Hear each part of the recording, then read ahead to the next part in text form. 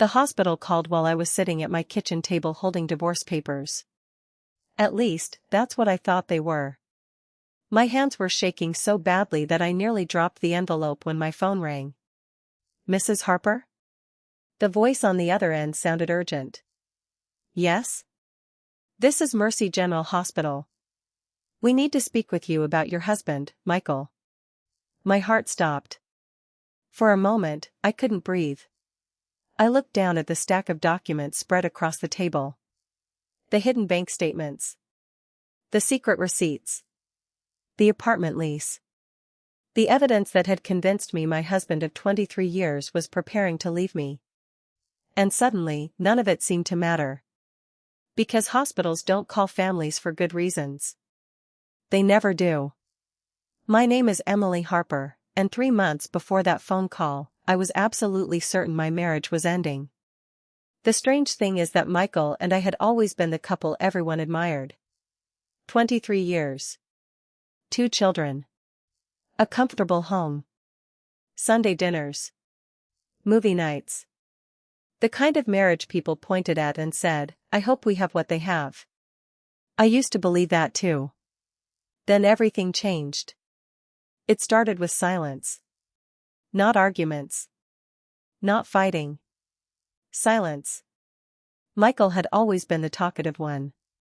He'd tell me about every annoying customer, every funny moment at work, every random thought that crossed his mind. Then one day he stopped. At first I thought he was stressed. Then I thought he was tired. But weeks passed, and he kept pulling further away. I'd ask him how his day was. "Fine." "How was work?" "Busy." "Anything interesting happen?" "Not really." 3-word answers. 4-word answers. Walls where conversations used to be. One evening I found him sitting alone on the back porch staring into darkness. The porch light wasn't even on. He looked like a stranger. "You okay?" I asked. He forced a smile. "Just thinking." "About what?" "Nothing important." That answer hurt more than it should have. Because for 23 years, I had been the person he told everything. Now I wasn't. A few days later I noticed something else. His phone. Michael never cared about his phone. He used to leave it everywhere. Kitchen counter. Bathroom sink. Coffee table. Suddenly it never left his side. If it buzzed, he'd grab it immediately. If I walked into a room while he was texting, he'd lock the screen. One night his phone lit up while he was showering. I wasn't trying to snoop. I really wasn't. But the screen was facing upward. And I saw the message. "Don't tell her yet." My stomach dropped. The sender's name wasn't saved. Just a number. "Don't tell her yet." 3 simple words. 3 devastating words. When Michael came downstairs, I asked casually, "Who's texting you?" He froze. Only for a second. But I saw it. A coworker. "What about?" "Work stuff." "At 9:30 at night?" I didn't say it. But we both knew I was thinking it. And for the first time in our marriage, Michael lied to my face. I knew it. He knew it. Neither of us acknowledged it. The next clue arrived 2 weeks later. A bank statement. We normally shared everything. Always had. But recently Michael had opened a separate account. He claimed it was for budgeting. Something about organizing expenses. I believed him. Until I accidentally found a statement tucked inside his truck. There had been several large withdrawals. Thousands of dollars. Gone. No explanation. No discussion. No reason. When I asked him about it, he looked exhausted. "I'll explain later." Later. The favorite word of people hiding something. "What are you spending money on?" "I can't talk about it right now." "Why not?" His eyes filled with something that looked almost like pain. Please trust me. Trust me. The same words people say when they're giving you reasons not to. That night I cried in the bathroom so he wouldn't hear me. The following Sunday our daughter Olivia came over for dinner. She immediately noticed something was wrong. Are you guys okay? I forced a smile. Why wouldn't we be? She looked at me. Then at Michael. Then back at me. Because Dad looks miserable. Michael stared at his plate. Olivia frowned. Dad? I'm fine. You don't look fine. For a moment I thought he might say something. Confess something. Instead he stood. I'm tired. I'm going to bed. After he left, Olivia reached across the table. Mom. What? Is he having an affair? The question shattered me. Because until that moment, I hadn't allowed myself to say it out loud. But hearing someone else ask it made it real. And once the idea entered my mind, everything started fitting together. The distance. The lies. The money. The secret texts. The sadness. A month later I found the receipt that convinced me. A luxury apartment complex. Application fee paid. Deposit submitted. Move-in date pending. I stared at the paper for nearly 10 minutes. My vision blurred. My chest felt hollow. 23 years. 23 years together. And apparently my husband was planning his escape. That night I waited for him in the living room. The receipt sat on the coffee table between us. When Michael walked inside and saw it, the color drained from his face. Neither of us spoke. Not at first. Then I asked the question I had been terrified to ask. How long have you been planning to leave me? His eyes widened.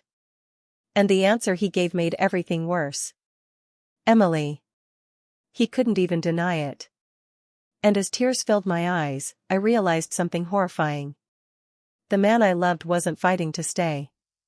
He was trying to figure out how to tell me goodbye. And the next morning, I followed him somewhere he never wanted me to see. What I discovered there made me believe my marriage was already over, and I had no idea the hospital was about to change everything. The moment I saw Michael step out of his truck and walk into that building, I stopped believing there was any hope left for our marriage. Because it wasn't a lawyer's office. It wasn't a bank. And it definitely wasn't work. It was a hospital. And he wasn't alone. A woman was waiting for him near the entrance. She smiled when she saw him. Michael smiled back. Then they walked inside together. My heart broke. I sat across the street gripping my steering wheel so hard my fingers hurt. I felt sick. For weeks, I had searched for explanations. For excuses. For reasons to believe my husband wasn't betraying me. Now I felt stupid for trying. The evidence was right in front of me. The secret messages. The missing money. The apartment deposit. The lies. And now another woman. I should have driven away. Instead, I followed them. I waited nearly 2 hours before they finally came out. The woman looked exhausted. Michael helped her into her car. Then he hugged her. Not a quick hug. A long emotional hug. The kind that destroys marriages. Tears filled my eyes. I pulled away before he could see me. That night, I barely spoke. Michael noticed immediately. Emily? I didn't answer. What's wrong? I laughed. Actually laughed. Because the question felt ridiculous. What do you think is wrong? His face tightened. For a second he looked terrified. Then he looked away. And that told me everything. The next few weeks were unbearable. Michael became even more distant. Sometimes he'd disappear for hours. Other times he'd come home looking exhausted. His clothes smelled like hospital disinfectant. I noticed it immediately. Every time. But I never said anything. Because I already believed I knew the answer. One evening I opened our mailbox and found another envelope. This one wasn't hidden. It was addressed directly to Michael. The return address belonged to a medical center. Inside was a bill. Over $12,000. I stared at the number. 12,000. Then another realization hit me. The missing money. The withdrawals. The secret account. The hospital visits. The woman. He wasn't saving money to leave. He was spending money on her. I felt physically ill. That night I showed the bill to my best friend, Rachel. She listened quietly. Then shook her head. Emily. What? I think you already know. My eyes filled with tears. I don't want to know. But I did. Deep down, I already believed it. Michael was living another life. A secret life. And I was the last person to know. 3 days later our son Ethan came home. He immediately sensed the tension. The atmosphere in the house had become impossible to hide. At dinner he looked from me to Michael. Then back again. Okay. Somebody tell me what's happening. Neither of us answered. Ethan sighed. You're scaring me. Michael pushed away his plate. I'm just dealing with some things. What things? Silence. The same silence that had poisoned our home for months. Ethan finally looked at me. Mom? I couldn't hold it anymore. Tears spilled down my face. And for the first time, I told someone everything. The texts. The money. The apartment. The hospital. The woman. Everything. Ethan listened without interrupting. When I finished, he looked shocked. Then hurt. Then angry. Not at me. At his father. Dad. Michael closed his eyes. Please. Please what? It's complicated. Ethan stood. No. His voice cracked. Complicated as forgetting an anniversary. The room went silent. Complicated as being bad at communication. His eyes filled with tears. This isn't complicated. Michael looked like he had been punched. But he still refused to explain. And that destroyed the last piece of hope I had left. The confrontation finally happened 2 days later. I couldn't take it anymore. When Michael came home that evening, I was waiting.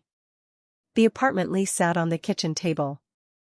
The hospital bill sat beside it. So did the bank statements. Every secret. Every lie. Every piece of evidence. He stopped walking the moment he saw them. His face went pale. We need to talk. His shoulders slumped. As if he had been expecting this. Emily. No. I pointed at the documents. Tell me the truth. Silence. Who is she? His eyes filled with tears. But he still didn't answer. Who is she, Michael? I can't. The words shattered me. You can't? His voice cracked. No. I felt something inside me break. 23 years together. And he couldn't tell me the truth. Not even now. Do you love her? His head snapped upward. What? Do you love her? For a second he looked horrified. Then devastated. Then completely defeated. No. The answer came instantly. Without hesitation. Without doubt. No. I laughed bitterly. Then why are you destroying our family for her? His eyes filled with tears. And what he said next confused me more than anything. I'm trying to save my family. I stared at him. Save it? Yes. By lying to me? He looked away. And that was the moment I became certain he was guilty. Not 90%. Not 95%. 100%. Because innocent people explain. They don't hide. They don't lie. They don't watch their marriage collapse while saying nothing. I pointed toward the door. Leave. His face crumpled. Emily. Leave. The tears finally escaped. For both of us. But I didn't care anymore. I don't know who you are. His shoulders shook. For a moment I thought he might finally confess. Finally explain everything. Instead he whispered 6 words. Words I wouldn't understand until later. I was only trying to help. Then he walked out. The next morning I woke up expecting anger. Instead I felt empty. Michael hadn't come home. His phone went straight to voicemail. By afternoon I still hadn't heard from him. By evening I was terrified. And then my phone rang. Unknown number. I almost ignored it. Thank God I didn't. Because the voice on the other end changed everything. Mrs. Harper? Yes? This is Mercy General Hospital. My heart stopped. We need you to come immediately. I couldn't breathe. What happened? There was a pause. Then the nurse said something that made the world tilt beneath my feet. Your husband collapsed after donating blood for a patient he's been supporting for months. I froze. Supporting? Patient? Months? None of it made sense. And as I rushed toward the hospital, I had no idea that every accusation I'd made, every conclusion I'd reached, was about to be turned completely upside down. I thought I was rushing to the hospital to identify the pieces of a marriage that had fallen apart. Instead, I walked into a room that forced me to confront a painful truth. The man I believed was abandoning me had been carrying a burden so heavy that it nearly killed him. And I had never once asked how much he was suffering. The drive to Mercy General felt endless. Every red light felt personal. Every second felt stolen. My mind replayed the nurse's words over and over. A patient he's been supporting for months. Supporting. The word didn't fit the story I had built in my head. Nothing fit anymore. When I finally reached the hospital, a nurse met me in the lobby. Mrs. Harper? Where is my husband? He's stable.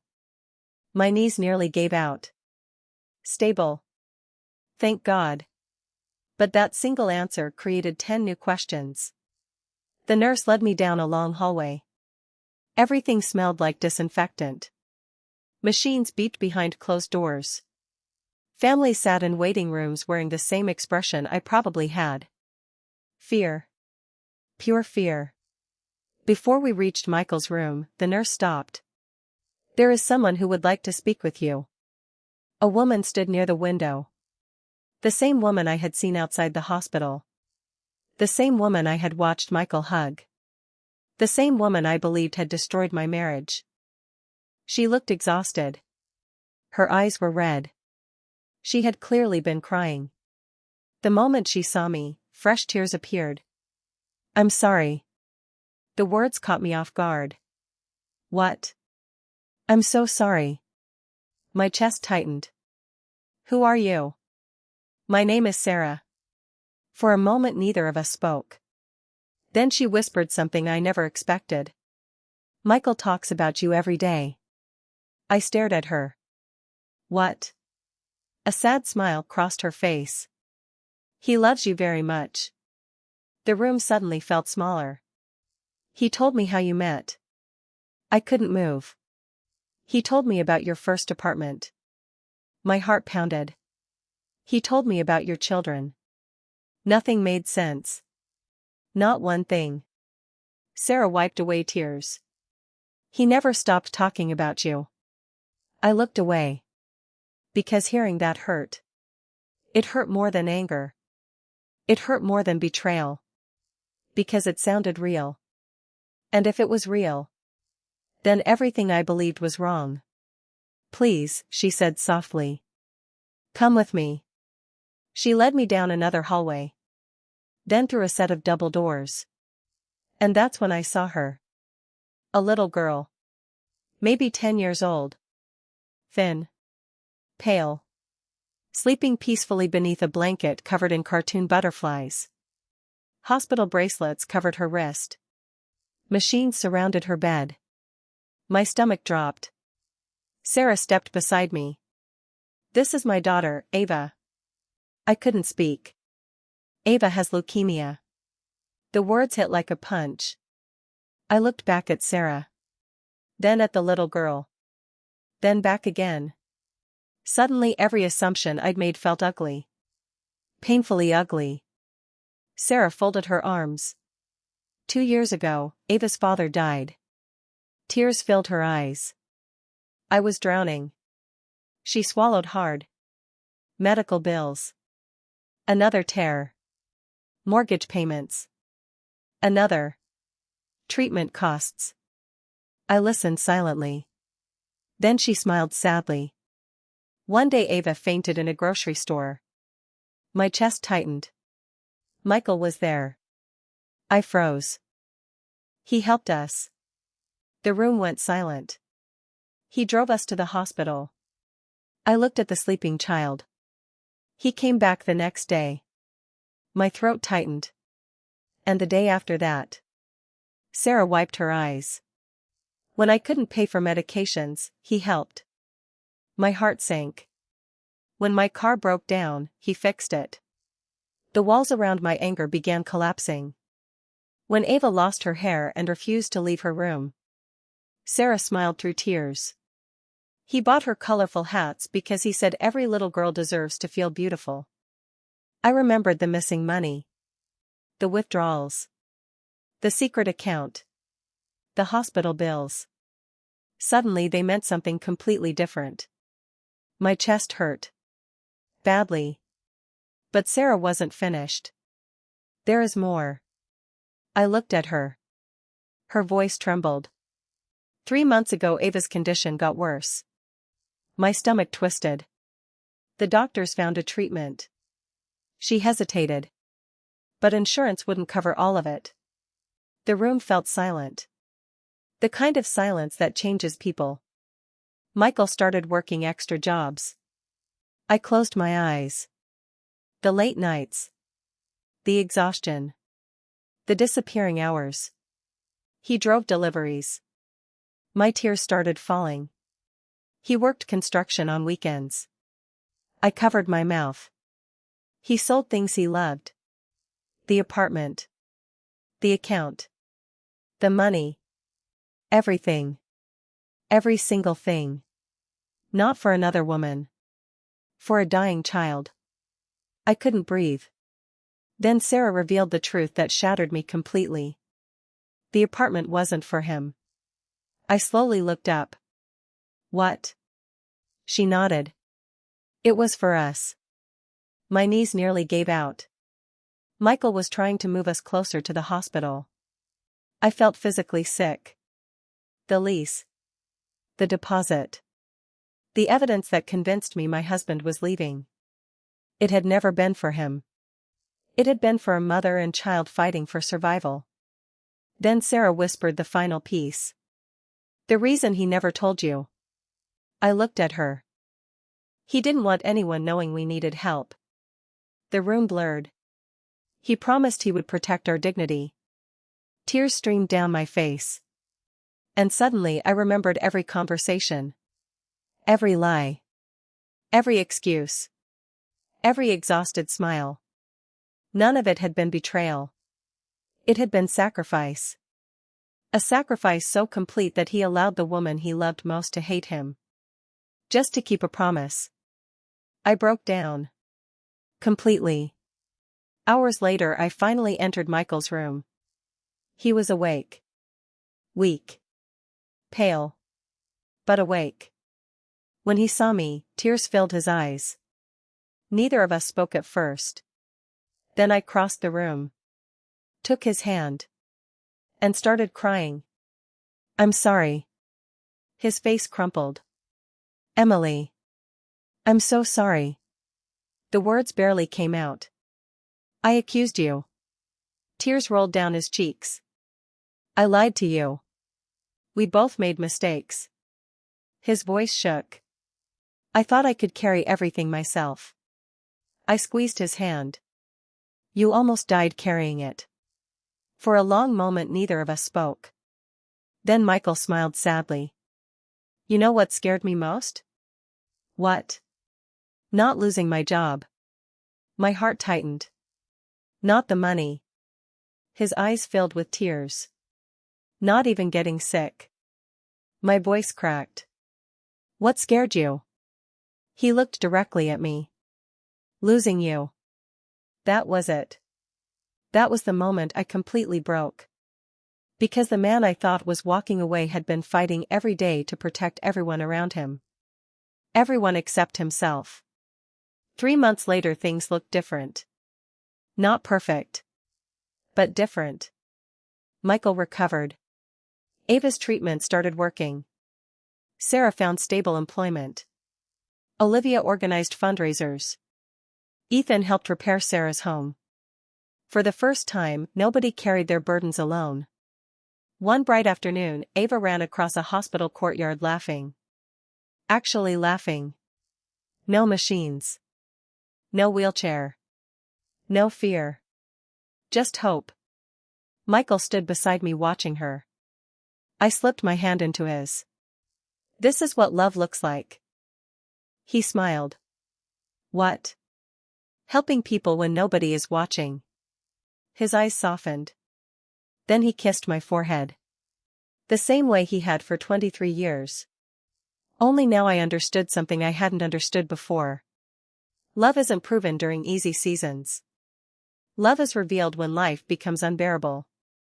Sometimes the people we love hide their pain because they think they're protecting us. Sometimes we assume the worst because fear speaks louder than trust. And sometimes, what looks exactly like betrayal is actually the quietest act of love you'll ever witness. The hospital called because my husband collapsed. But the truth is, that phone call saved far more than his life. It saved our marriage too.